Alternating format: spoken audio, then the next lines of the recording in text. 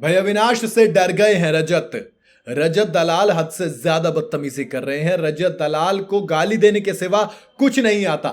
इस वक्त social media पर ये तमाम चीजें चल रही हैं क्योंकि रजत दलाल के बार बार सॉरी बोलने के चक्कर में घमासान मचा हुआ है। भाई रजत दलाल की लड़ाई हुई फिर से, किससे? विवियन डिसैना से और अविनाश मिश्रा से।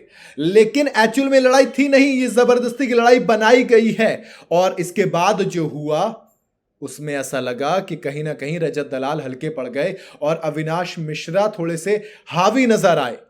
पहली बार आप कहेंगे क्या चल रहा है? दरअसल जब आप ट्विटर पर जाएंगे तो आपको कई सारी चीजें मिलेंगी। उसमें जो आप एक कॉमन चीज फाइंड करेंगे वो ये है कि एक तो एलिस को लोग गालियां दे रहे हैं, दूसरा लोग रजत दलाल के बारे में तमाम चीजें बोल रहे हैं। भाई वो जो लड़ाई क्यों नहीं होनी चाहिए थी? सबसे पहले तो अगर आपने वो एपिसोड ध्यान से देखा तो एक्चुअल में ये लड़ाई करणवीर मेहरा और रजत दलाल के बीच होनी थी।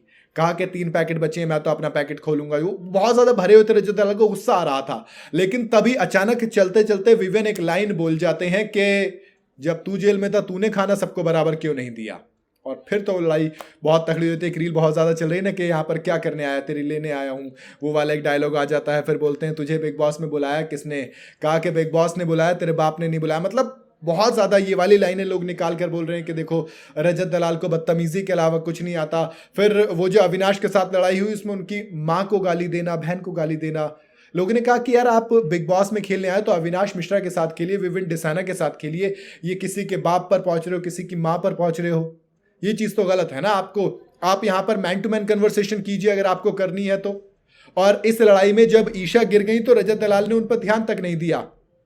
या फिर कितनी लड़कियां वहां पर मौजूद हैं, लोग कह रहे हैं कि रजत दलाल इतनी सारी लड़कियों के बीच में कहते हैं कि कोई किसी लड़की को कुछ नहीं बोलेगा। विवियन डिसाना ने खुद खड़े होकर कहा था कि ये लोग लड़की के मसीहा बनते हैं। ये लोग कहते हैं कि लड़कियों के सामने कोई भी लड़कियों से फालतू नहीं बोलेगा, लड़कियों को परेशान नहीं करेगा, ये नहीं करेगा, वो नहीं करेगा। और खुद देखिए इन तमाम लड़कियों के सामने किस तरीके की लैंग्वेज का इस्तेमाल कर रहे हैं, इन लड़कियों के सामने कितनी भद्दी भद्दी गालियां दे रहे हैं।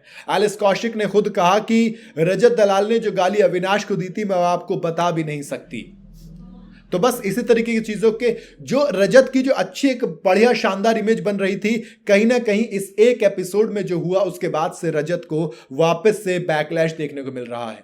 भाई रजत दलाल भले से कितना भी कह दे कि हाँ मैं जंगली हूं, मुझे अच्छा लगता है जब कोई मैं कहता है मैं असभ्य हूं, मैं नंगा हूं, मैं सबको नंगा करके जाऊंगा, ये सब बातें अच्छी लगती हैं लेकिन एक हद तक। फिर लोग उससे परेशान हो जाते हैं। जैसे मैं एक ट्वीट पढ़ रहा था, उन्होंने कहा था कि रजत दलाल बिग बॉस के अंदर क्या एक मैसेज देना चाह रहे हैं कि आप जाइए किसी को भी हड़काइए, आप जाइए पेट भर के गाली दीजिए, बाद में सॉरी बोल दीजिए। ये कितना सही है? सॉरी का मतलब होता है कि आपने वो चीज की आपको गलत लगा कि नहीं बोलनी चाहिए थी। लेकिन अगर आप एक चीज को बार बार रिपीट कर रहे हो, पहली गलती गलती होती है, दूसरी गलती बेवकूफी होती है। और वही चीज अब लोगों को बोर कर रही है, वही चीज लोगों को अब गलत लग रही है। हम रजत दलाल के बारे में जो जानते हैं वो ये कि रजत दलाल सच का साथ देता है, रजत दलाल सही का साथ देता है, रजत दलाल अपनी बात से पीछे नहीं हटता। लेकिन इस बिग बॉस के अंदर रजत दलाल बार बार सॉरी बोल रहा है तो लोगों ने कहा कि यार ये तो वो रजत दलाल नहीं ना जिसे हम जानते थे।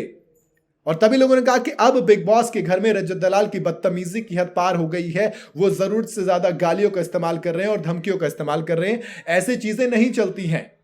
वो अविनाश से डरने वाली बात इसलिए आई क्योंकि अविनाश बार बार बाद में इंस्टिगेट कर रहे थे, लेकिन रजत दलाल वहां पर खामोश रहे क्योंकि उनको खुद को रियलाइज हो गया था कि हाँ मैंने गलत कर दिया है। तो इसलिए वो रजत दलाल अविनाश के सामने दोबारा कुछ नहीं बोल पाए थे।